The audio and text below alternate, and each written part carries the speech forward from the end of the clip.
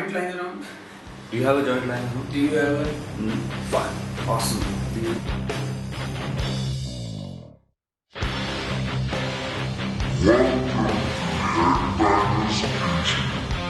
We've got a great show for you guys today. We've got stoner doom metalers Bevar Sea coming all the way from Bangalore, and we're cooking up a bevar battered fish and chips for them, which is my take on the classic English dish of beer battered fish and chips. So we're going to start making our bevar battered fish and chips by making a tartar sauce to go with it. Now, tartar sauce is essentially mayonnaise with some capers, gherkins, onions and parsley in it. You can use store-bought mayonnaise for this, but I prefer to make it from scratch at home. So we're going to start with some egg yolks. I'm using 2 egg yolks. To this we're going to add the juice of half a lime. I'm also going to add half a teaspoon of mustard, and lastly we'll add some seasoning of salt and pepper. So we're going to whisk this now till we get a nice creamy texture. And it's at this point where we start adding our oil in very slowly. So I've got about 300 milliliters of oil for 2 egg yolks, which is quite a bit of oil, and I'm going to pour it in very slowly, more towards the side of the bowl so that it goes in and the mixture emulsifies. So we've got a lovely consistency on our mayonnaise, as you can see. That's actually quite good. I don't think I'm going to put any more oil. I think my mayonnaise is perfect, and let's make that tartar sauce. So for the tartar sauce, what we're going to do is add some stuff to our mayonnaise. We're going to add some capers, some chopped up onions, some chopped up gherkins and some fresh parsley. And then we just whisk all these in together. And there you have it, our delicious, freshly made, homemade tartar sauce to go with the bevar battered fish and chips. So the tartar sauce is now in the fridge, and it's time to make the beer batter for our fish. We're going to use a bottle of, well, some beer. So pop it open, pour it in a bowl. And we want to get as much aeration as possible, because you want the batter to be nice and light. Now to this beer, we're going to add about half a teaspoon of yeast that has been activated. Whoa, that bubbled up. So we're going to slowly add in our flour and whisk.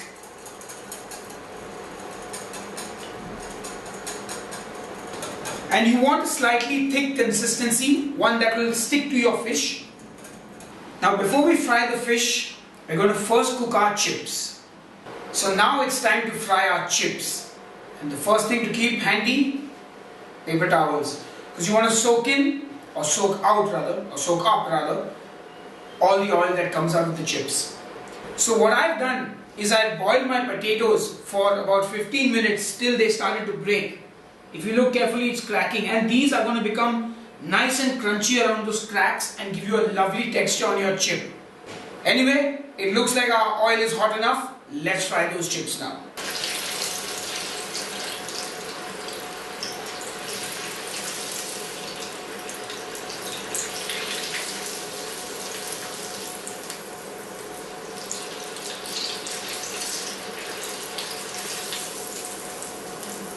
You can see our chips have a lovely nice golden brown color on them. You can see it's become nice and crispy where the cracks were. And there you have it. Lovely, delicious, golden brown and crispy potato chips. And now we're going to make our beer battered fish. The batter's already made, we just need to fry the fish. So now it's that epic moment where we fry our fish, our beer battered fish to be specific. And I'm using basa fillets because that's, I think, the most easily available here. Ideally, I would have seasoned the fish first with a little bit of salt and pepper, but I've taken some plain flour and seasoned that with salt and pepper. So I take my fillet of fish and gently dust it in the flour, so it's properly coated. Dip it into the beer batter and then straight into the fryer.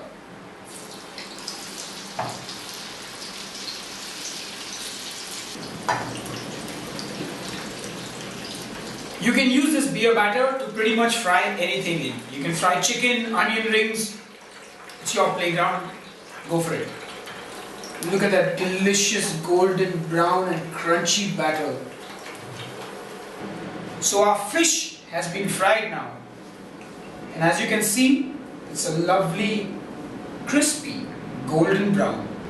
So if you didn't season your fish earlier on, you can season it now with some malt vinegar and salt.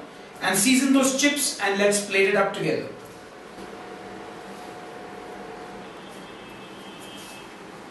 So there we have our chips. We put our two delicious pieces of fish on top of that, like they do in the UK. And there you have it. The Bevar Battered Fish and Chips. My take on the traditional English dish of fish and chips. And wait, we need to get our tartar sauce to complete this dish. So our fish and chips is finally ready. And we're going to wait for Bevar Sea to come and taste these bad boys. The Bevar Battered Fish and Chips with freshly made tartar sauce.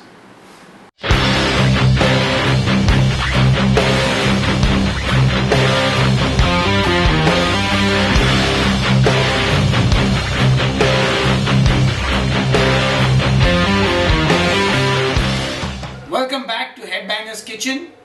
I'm here with the pioneers of the stoner doom metal scene in India. With me is Ganesh Krishnaswamy aka Jack from the band Bevar Sea.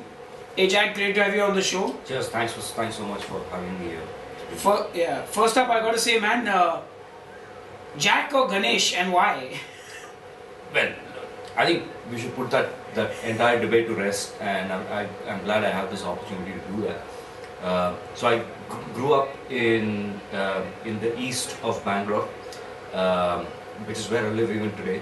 And when I was growing up there in the early 80s, it was predominantly an Anglo-Indian part of town, part of the city. And it was very rare to find a South Indian Iyer person who was eating curd rice and, praying to the sun 5 times a day or whatever, going by. So, and all my friends most of my friends happened to be Anglo-Indians, and one of them just christened me as one of their own, and therefore the name came about. But that name was sort of died a long time ago, and today I'm known by what my parents decided to name me when I was born. So Ganesh is what it is. So Ganesh it is, but you'll always be Jack for me. That's because we go back a long way. We go back a long way, yeah. So I first got to ask you, Bevar Sea, what does the name mean? Well, okay, so Bevar Sea, when it's pronounced the way that you just did, in Kannada, it means bastard. It means an illegitimate person. That's what it means in Kannada. And the thing is, we just decided to use that name. Actually, to get to why we chose Bevar Sea is pretty much going back to when the band was formed, and when the guys who started the band. There's Shrikant Panaman who, and then there was Kaustubh, who started the idea of Bevar Sea. I mean, Kaustubh, you should know. I should tell you that he was a keyboard player, and so Kaustubh and Shrikant Panaman started the band, and they decided to call it Bevar Sea because it was just they were just two guys playing in a bedroom, and they didn't really take themselves. They probably thought nothing would come of the music that they were writing. And they just decided to call them Bevar Sea because it's just a tongue-in-cheek expression of what's happening with the scene, I guess. So Bevar Sea has their debut album coming up now, and it's self-titled, I believe. So tell me a little bit about it. I mean, what's the album about? So the album basically consists of 4 songs, and these are the 4 songs that Bevar Sea wrote, like in a formative years, which was basically 2010 winter, is when October 2010ish is when we formed. Actually, when this lineup came together, and then we had a bass player, JP, who you remember JP from back in the day. So JP was our bass player, and then he decided to split. Then we got Avi, who's a very old friend of mine and a phenomenal guitar player. He's actually a great. He's he's one of those Iomi worshippers who likes to groove a lot with the rhythm section and things like that. So when JP quit, he was the right choice for us, and fortunately he said yes, and we have the lineup that we have it today, and Deepak Raghu basically is probably one of India's most underrated drummers. Uh, an amazing guy with a very great emphasis on dynamics when it comes to when it comes to playing the drums, and he understands technique a lot. And in fact, he used to play for a thrash band. I'm told, Fall of Reason, I think they were called, Chennai-based thrash band, and so he was really fast. And now to see him play Stoner Doom is a treat, because for someone who used to play that fast, to sort of gain control of what you're doing at a slower pace, it's amazing. I mean, so the lineup that we have today, there has been small lineup changes, but that's what it is. And the album, self-titled, like you said, contains 4 songs, and these songs we wrote in the last 2 years. And the songs are about different subject matters. The underlying theme could be the fact that in terms of the music, it's very influenced by the early 60s and 70s hard rock, blues rock sound. So we are talking bands like Thin Lizzy, we are talking bands like UFO, Black Sabbath, Budgie, and a lot of the old greats, elder gods as we like to call them.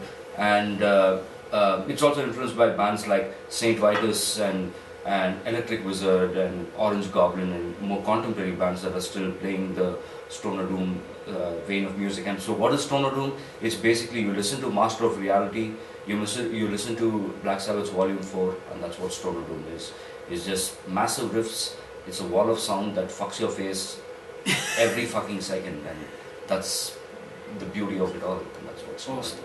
So, is there a lot of drugs involved in Stoner Doom? Because it gives you the idea that it's about guys smoking up all the time. I remember listening to Black Sabbath's the self-titled album in 94-ish, and thinking that, hey, I don't, there has to be something more than the music to these guys. But actually, all the guys in the band, they're like your regular folks. I mean, we all have 9-to-5 jobs, so we can't afford to be stoned and drunk all day. So we sort of we like to party. Let me put it that way. And we like to have a couple of drinks, and we like to smoke the odd joint. But it's not like without that we cannot write the music, or without that we cannot perform. So it's not relevant to each other so much. Yeah, but it's great that those things are there for us to party. Access. Yeah. Now the kind of music you write though, Stoner Doom, it's not, I would say, a common genre even globally. It's not something that every second band is writing, or it's not what is popular with the mainstream metal crowd. Yeah. So how has it been for you all in terms of just generally getting fans to listen? Because a 14-minute song is a long song, and to sustain someone's attention for that period of time is not an easy task. So how has it been kind of just getting people to listen to those songs, and at least when it comes to breaking in new fans into your kind of music? Absolutely. So when we started, we didn't really express those apprehensions, but each of us knew it at the back of our mind. We are doing something that the Indian audience isn't used to. I'm going to talk Indian audiences because globally there is a huge scene for Stoner Doom. And there's awareness of it. There is a big awareness of it. Yeah, there are festivals that support it, there are labels that support it, there are distros that support the genre. So it's very prevalent outside of India. But within India, we knew that there was going to be, that we were trying to do something that people wouldn't like it, that people wouldn't get. But we've been proved wrong. There are memes around on Facebook about Mononome, which is the longest song that we've ever written. It's a 13.5-minute song, and there are memes that are being made on Facebook. So I think we have struck the right chord, no pun intended, but we've done the right thing. And I guess at a time in India when the scene is sort of like all over the place, I would say. I mean, there is no cohesiveness because there's this whole new and old and right and wrong and all these things. And Bevar Sea does not really it does not give a rat's ass about any of these things. We know what we are, we know what we want to do, and I guess the people who are listening to us sort of get that point, and it just drives home the fact that no matter how much we like them or hate them, they're not going to change. Bevar Sea is going to be Bevar Sea. We will write Stoner Doom songs, and traditionally Stoner Doom fans know that they are sort of elongated songs. So you did mention the old school and the new school that is going on in our scene, and it's something I I think have you were going to latch onto that. Yeah. Because it's come to a point where artists outside India know about it, Yeah. and they have obviously things to say about it. So, what is your take, and what do you have to say to people who just love to say, "Oh man, new school sucks" or "old school sucks"? I mean, what's your take on this? Your personal take. See, personally, I don't know what is new and what is old, right? But however, in defense of the old school, I'll start with that because that's where I'm closer to, and that's the kind of music that I listen to every other day. In defense to them, the old school mentality feels that the new school has lost the fundamentals, or where this genre of music actually evolved from, and things like that. Fair enough, I give it to them because 78 to 83% I'm old school, but there is a bit of me that also listens to bands like I like bands like Tears for Fears, which is actually pop. It's 80s pop, but it's still really good music. I like Duran Duran. I like a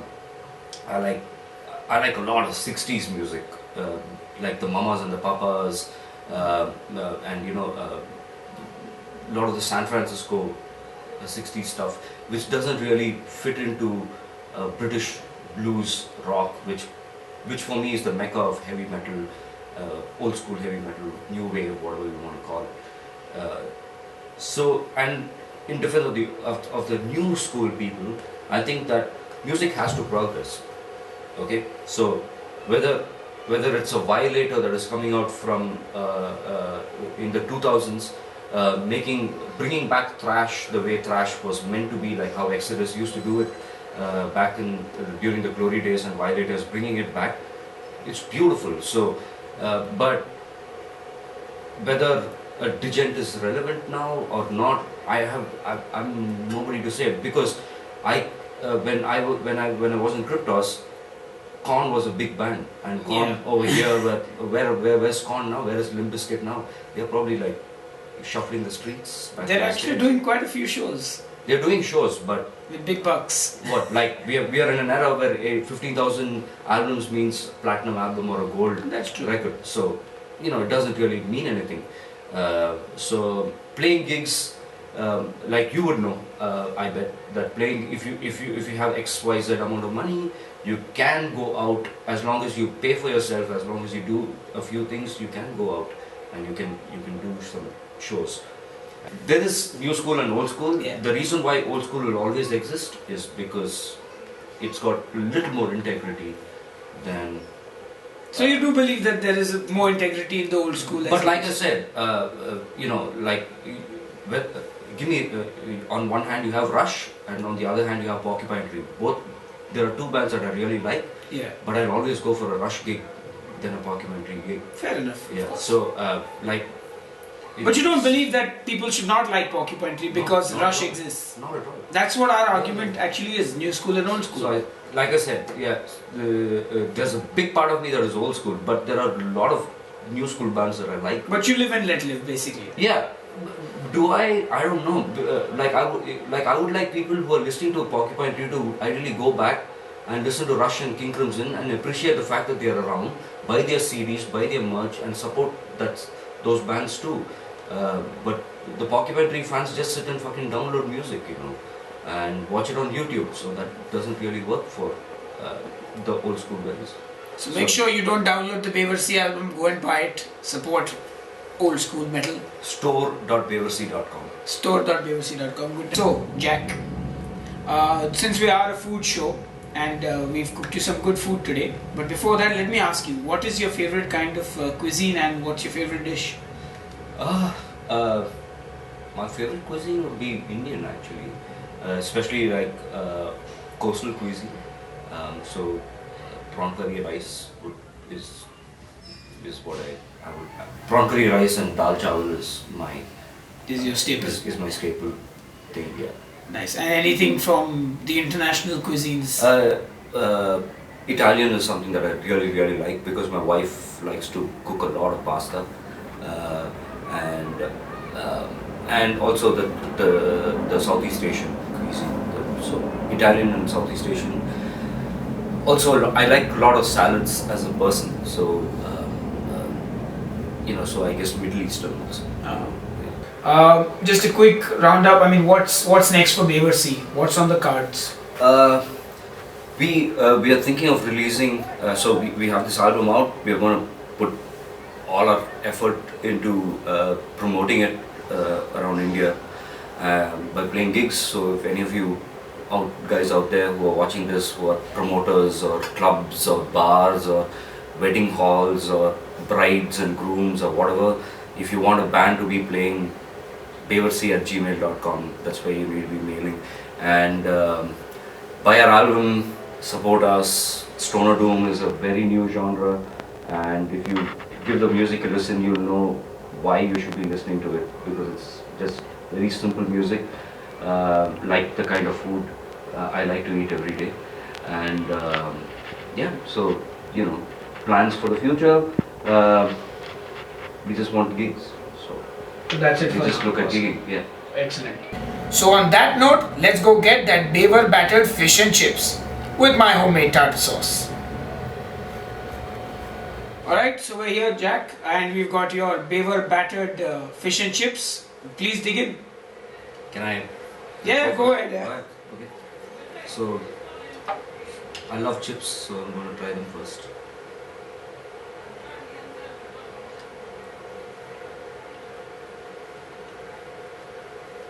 So the thing with Sahil is, I've been eating this food since what, 98, 99? Yeah, since we all used to come with Kryptos and I used to cook for you. I'm not going to say anything. I'm sorry I'm using my hands because I think that's how people should be eating food in any case. South Indian, typical South Indian. I don't want to sound like one of those TV people, but the fish is really moist, but the batter is very crunchy, and that's how I would imagine a nice round of fish and chips to be, with a nice cold pint of beer. Yeah. Yeah, it just knocked my socks off. Awesome. Please continue eating. So there you have it. Jack has given his approval to the Bevar Battered Fish and Chips with my homemade tartar sauce. And we'll see you on the next episode of Headbanger's Kitchen. Yum chips.